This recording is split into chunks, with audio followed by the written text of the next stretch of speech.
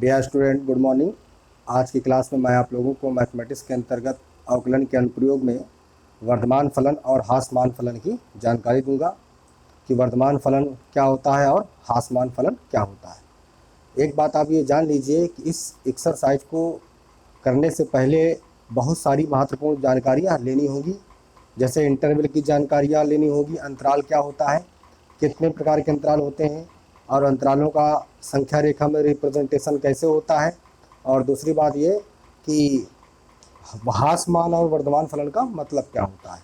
तो वर्धमान फलन का हिंदी मीन्स होता है बढ़ता हुआ क्रम, इंक्रीजिंग फंक्शन, और हास्यमान फलन का मतलब होता है घटता हुआ क्रम, डिक्रीजिंग फंक्शन।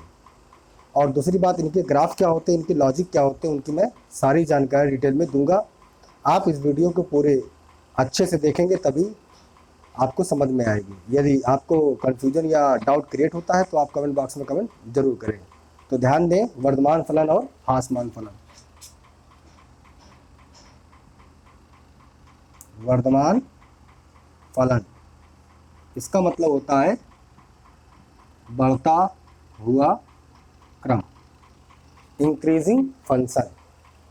एक होता है हास्यमान फलन और इसका मतलब होता है घटता हुआ क्रम, डिक्रीजिंग फंक्शन। इन दोनों फंक्शनों को कैसे सॉल्व करते हैं, कैसे इसको समझते हैं, इन बातों को अच्छे से समझना है। तो देख लीजिए, वर्धमान फलन हास्यमान फलन ज्ञात करने का नियम। वर्धमान फलन और हास्यमान फलन ज्ञात करने का नियम बहुत ही छोटा नियम है, क्रम से आप देखेंगे तभी समझ में आएगा। निम्न प्रकार है। नंबर 1, यदि कोई फलन f ऑफ x हो तो सर्वप्रथम इसका अवकलन करके f डैश x ज्ञात करते हैं। और दूसरा नियम क्या है, यदि f dash x is greater than 0 तो फलन वर्धमान होगा। फलन R पर वर्धमान होगा, R पर या डोमेन पर, D भी लिख सकते हैं, कोई भी हो सकता है डोमेन। रियल नंबर का हो सकता है, होल नंबर का हो सकता है, नेचुरल नंबर का हो सकता है, रेशनल नंबर का हो सकता है। तो यहाँ पर हमने डी पर आर जे पर डी लिखे, डी पर वर्धमान होगा, D like is a domain, और डोमेन में कुछ भी हो सकता है। दूसरा, यदि f dash x less than 0 तो फलन डी पर अर्थात R पर हास्यमान होगा। अगला पॉइंट इसका ये है कि यदि आपको ये ना पता चल रहा हो कि 0 से बड़ा है या 0 से छोटा है, तो f डैश x में हम f डैश x में हम 0 के बराबर रखते हैं और उसके भिन्न भिन्न मान ज्ञात करते हैं और फिर उसको हम संख्या रेखा में व्यक्त करते हैं। तो देख लीजिए, नोट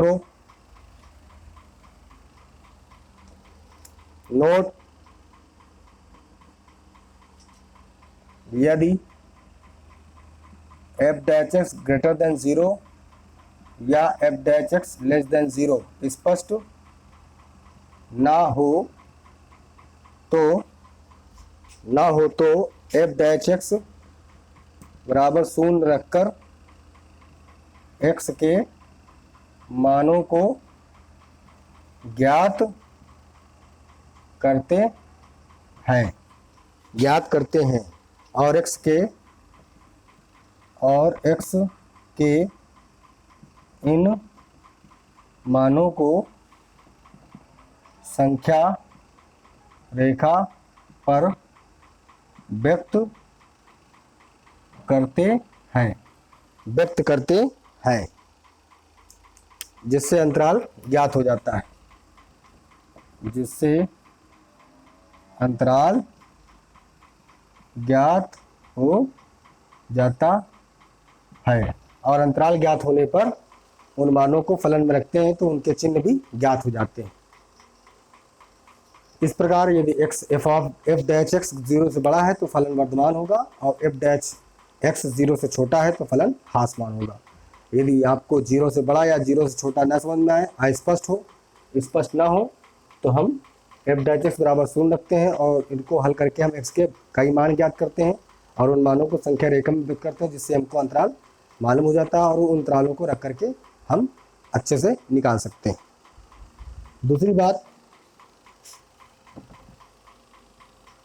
दूसरी बात को भी अच्छे से समझ लीजिए। वर्तमान में एक सपोज दैट मान लीजिए कि एक्स वाई तल है। एक्स वाई तल में मान जो है आपका कंटिन्यू बढ़ रहा है। बढ़ रहा है का मतलब है ये आपका मान बढ़ रहा है, कंटिन्यू बढ़ रहा है। ऐसे भी आप देख सकते हैं, ये जो आपकी वैल्यू है ये बढ़ रहा है, कंटिन्यू बढ़ रहा है, तो ये वर्धमान फलन होगा। और इसी में यदि हम इसको ऐसे दिखा दें, ये घट रहा है, ह्रासमान हो गया। फिर एक और डायग्राम मान लीजिए कि ये बढ़ा, फिर लेवल पर चला, फिर बढ़ा, फिर लेवल पर चढ़ा, फिर बढ़ा। इस प्रकार ये आपका कंटिन्यू फलन बढ़ रहा है। और इसी में यदि हम साइन इसका रिप्रेजेंट कर दें, उल्टा कर दें इसी को, ये आपका घटा, फिर चला, फिर घटा, फिर चला, तो इस प्रकार से ये आपका जो फलन है ये घटता हुआ फलन है, ह्रासमान फलन का चिन्ह होता है। तो इस प्रकार एक फलन और होता है कि निरंतर वर्धमान फलन, निरंतर ह्रासमान फलन, और ये घटता हुआ क्रम है। और इसके पहले आपका ये घटता हुआ क्रम मतलब ह्रासमान, बढ़ता हुआ क्रम मतलब कि देख लीजिए फिर से एक्स वाई तल पर हम इसको फिर से समझा दे रहे हैं।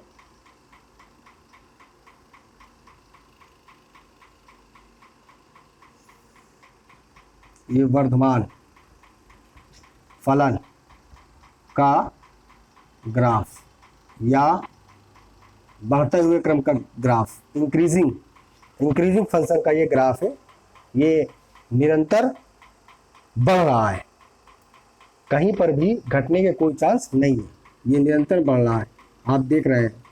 तो निरंतर कब बढ़ता है या वर्धमान फलन कब होता है या फिर ह्रासमान फलन कब होता है या फिर निरंतर ह्रासमान फलन कब होता है, उसके भी आप नियम को देख लीजिए।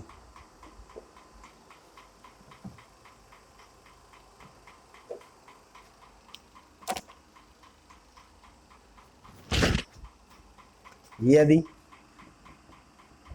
x1, x2 belongs to domain, domain का मतलब हो गया रियल नंबर है, नेचुरल नंबर है, होल नंबर है या फिर R, तो नंबर 1, यदि x1 is less than x2 implies f of x1 less R equal f of x, तो वर्धमान होगा, नंबर 2, यदि x1 less x2 implies f of x1 less f of x2, ये आपका निरंतर वर्धमान होगा, लगातार ये बढ़ता ही जाएगा। Number 3, x1 less x2 implies f of x1 less R equal f of x2, तो फलन ह्रासमान होगा, इसी प्रकार चौथी कंडीशन है x1 less than x2 employees क्या हो जाएगा f of x1 greater of f of x2, तो फलन तो फलन निरंतर ह्रासमान होगा। यह है इसकी condition.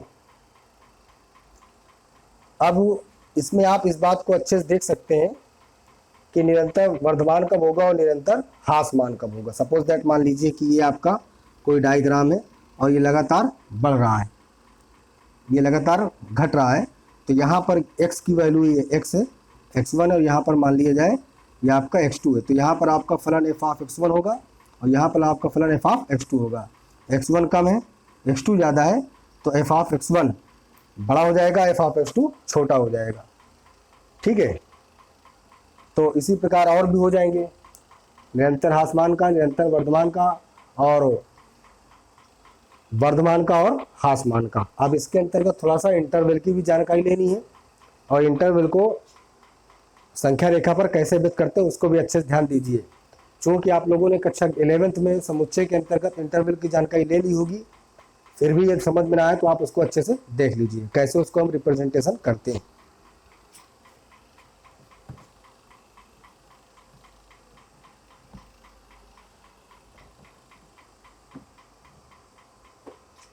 Number 1, close interval. Close interval का आशय होता है यदि कोई एक्स नंबर है तो ये जो एक्स होगी वो इससे बड़ा होगा, बराबर होगा, और बी से छोटा होगा और बराबर होगा, और ए कामा बी दोनों बिलोंग करेंगे आर से। इसका नाम है क्लोज इंटरवल। दूसरा है ओपन इंटरवल। ओपन इंटरवल में जो x की वैल्यू होगी वो a से बड़ी होगी और b से छोटी होगी, परंतु ये दोनों वैल्यू बीच में नहीं होगी, और a comma b belongs to r। इस तरह से एक और होता है सेमी क्लोज इंटरवल। इसका आशय ये होता है x की जो वैल्यू होगी वो a से बड़ी या बराबर होगी और b से छोटी होगी, और a comma belongs to real number R domain. एक और होता है चौथा नंबर, इसको हम सेमी ओपन इंटरवल कहते हैं, और इसके अंतर्गत ये आप जो x की वैल्यू होती है वो b से छोटी होती है, बराबर होती है, और इससे बड़ी होती है, और a comma b belongs to real number. इस तरह से ये आपके 4 इंटरवल हैं, close interval, open interval, semi close interval और सेमी ओपन इंटरवल। अब कैसे इनको व्यक्त करते हैं इस बात को भी अच्छे समझ लीजिए। इसको व्यक्त करने का ये तरीका है, ये संख्या रेखा है। तो संख्या रेखा के अंतर्गत मान लीजिए कि ये दोनों आपस में हैं, तो इन दोनों को हम डॉट से रिप्रेजेंट करेंगे, ए और बी। ये आपका हो गया इसका, और इसमें क्या है, इसका जो भी नंबर्स रहेगा इसमें ए वाला वैल्यू नहीं रहेगी, बी वाली भी वैल्यू नहीं रहेगी, तो दोनों को हम ओपन करके दिखाएंगे। ये ए कामा बी, ये ओपन है, खुला हुआ है, ये ओपन सर्किल है, और ये क्लोज सर्किल है। यहाँ पर जो हमने सर्किल दिखाया है वो आपका डॉट के अकॉर्डिंग है। तीसरा इसके लिए क्या होगा, इसके लिए इसमें ए आपका डॉट रहेगा, ए है, और बी आपका ओपन रहेगा। ये इसके रिप्रेजेंट का तरीका है। चौथा आप इसको भी देख लीजिए, इसमें क्या हो जाएगा, ये वाला नहीं है, तो जब नहीं है तो इसको हम डॉट से रिप्रेजेंट करेंगे, ये वाला है तो इसको हम ओपन से रिप्रेजेंट करेंगे, तो क्या हो जाएगा, ये ए और ये बी। इस प्रकार ये इसके रिप्रेजेंट करने का ये तरीका होता है। तो मैं आपसे आशा करता हूँ कि आपको ये सारी बातें समझ में आ गई होंगी। अब इसके अंतर्गत मैं इनसे संबंधित मुख्य सवालों को हल करने को सिखाऊंगा कि कैसे हल किया जाता है। इसको आप अच्छे से देखें और इसको सारा पूरा राइट डाउन कर लीजिए।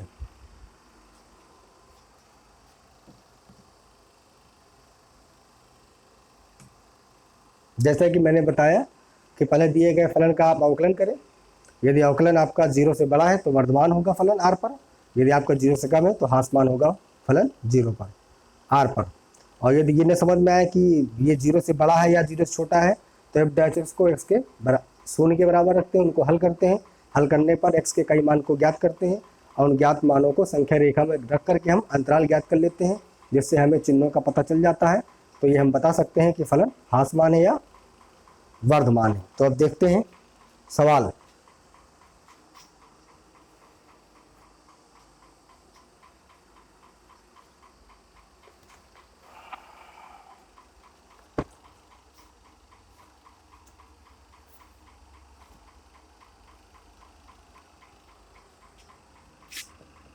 एफ ऑफ एक्स बराबर 3x प्लस 17 आर पर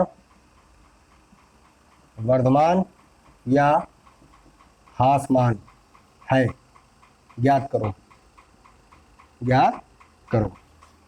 तो हल करेंगे, दिए गए फलन का हम अवकलन करेंगे।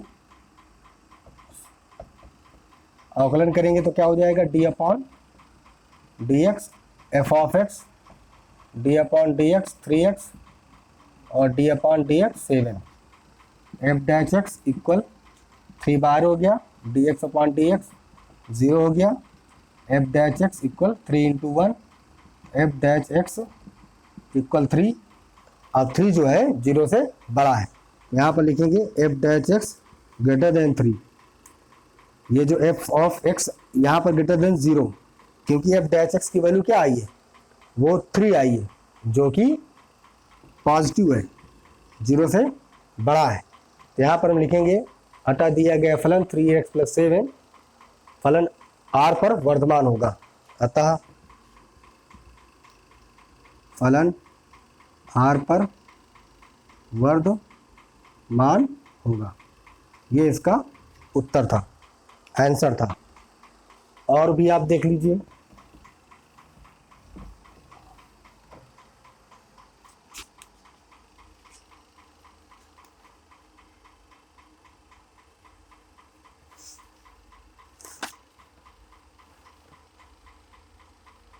F of X equal X cube minus का 6x स्क्वायर प्लस का 12x माइनस का 16। आर पर वर्धमान है या ह्रासमान है, इसकी जांच करनी है। F of X equal X cube minus का 6 स्क्वायर प्लस का 12x माइनस का 6। तो हम इसका अवकलन करेंगे, तो D upon D X F of X D upon D X X cube 6 D X square upon D X 12 D X upon D X minus का डी अपॉन डी एक्स 6। तो ये आपको हो गया F dash X equal 3x square minus 6 into 2x plus का 12 minus का 0। F dash X equal 3x square minus 12x plus का 12। अब यहाँ पर आप देख लीजिए इसको, F dash X equal 3 common हो गया, तो यहाँ पर हमने लिया एक्स स्क्वायर माइनस 3 चौक 12 प्लस का 3 चौको 12। F dash X equal 3। अब हम इसका फैक्टर निकालेंगे, x square minus 2x plus का 4। फैक्टर्स निकालने के बाद देखिए क्या होगा, F dash X equal 3, x common हो गया तो एक्स माइनस 2 बचा, माइनस 2 कॉमन हुआ तो एक्स माइनस का 2 बचा। यहाँ पर अगला स्टेप क्या हो जाएगा, F dash X equal 3 X times X minus 2 और एक्स माइनस 2। 3x स्क्वायर 6 दूनी 12x प्लस का 12 और आपका 0 हो गया। ये भी आपका 12, ये भी आपका 12 है, तो इनमें से हमने 3 कॉमन ले लिए, x square minus 4x plus का 4, यहाँ पर फैक्टर ले लिया, तो x माइनस 2 दोनों को कॉमन ले लिए, तो ये आपका बचा। यहाँ पर हम ये बताना थोड़ा मुश्किल पड़ रहा है कि ये धन है कि ऋण है, फिर भी आप देख सकते हैं, क्योंकि x की वैल्यू 0 नहीं लेनी है, x की वैल्यू 0 नहीं ले रहे हैं, 1 ले रहे हैं, 1 ले रहे हैं, 1 ले रहे हैं, तो यहाँ पर थोड़ा सा मुश्किल पड़ रहा है कि ये आपका धनात्मक की ऋणात्मक है। तो इसको आप अच्छे से देख सकते हैं।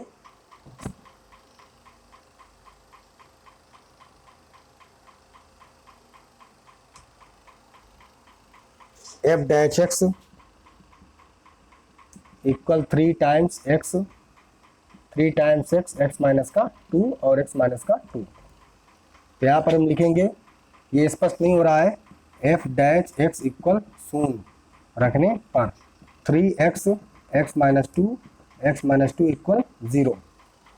शायद इसको हमने हल कर भी दिया है। अभी चलिए एक बार फिर से देखते हैं इसको, कहीं अवकलन करने में तो गड़बड़ तो नहीं हुआ है।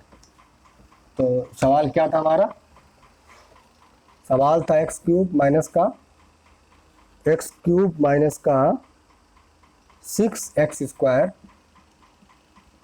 प्लस का 12x माइनस का 16।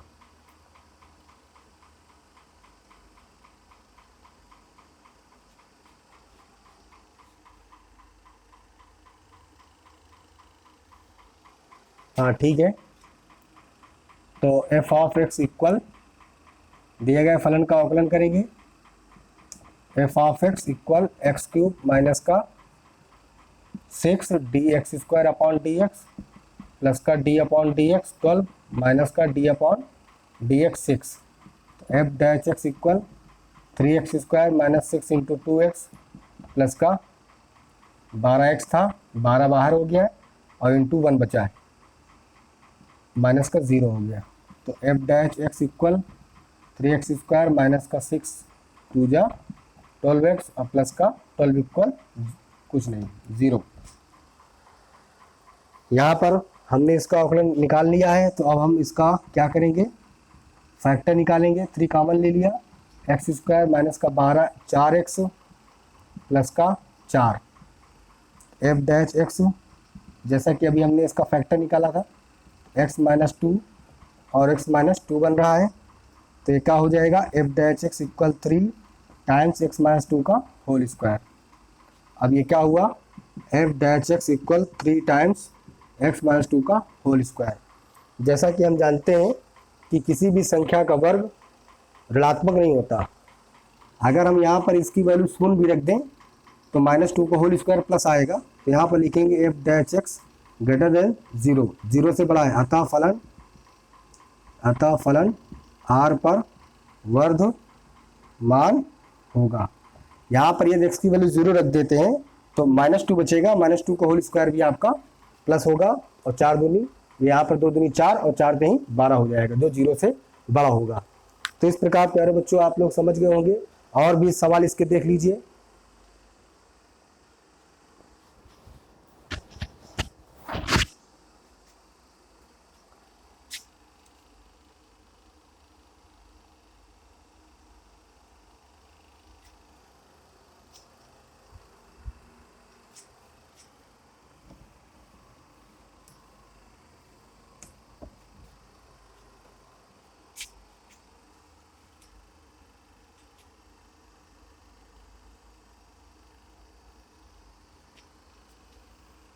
F of X equal x plus का कॉस एक्स पर फलन वर्धमान है या ह्रासमान है, ये आपको पता करना है। तो D upon D X F of X equal D X upon D X plus D upon D x और ये cos x. F dash x 1 minus का कॉस का हो जाएगा साइन एक्स। तो अब यहाँ पर थोड़ा सा मुश्किल पड़ रहा है कि ये फलन आपका कैसा है, लेकिन फिर भी अगर देखा जाए तो 2 विधियाँ हैं यहाँ पर, इसको देख लीजिए। F dash X equal sine square X upon 2 और cos square X upon 2 minus का 2 sine x upon 2 into cos. हमने इसको त्रिकोणमिति में ट्रिग्नोमेट्री में तोड़ लिया है और ये फार्मूला बन रहा है sine x upon 2 minus cos x upon 2 का होल स्क्वायर। तो इस प्रकार यदि हम इसकी वैल्यू -1 इसकी वैल्यू -1 रखते हैं तब भी आपका प्लस हो जाएगा, क्योंकि दुनिया में किसी भी संख्या का वर्ग ऋणात्मक नहीं होता, निगेटिव नहीं होता। तो यहाँ पर लिख सकते हैं F dash x is greater than 0, अतः दिया गया फलन r पर वर्ग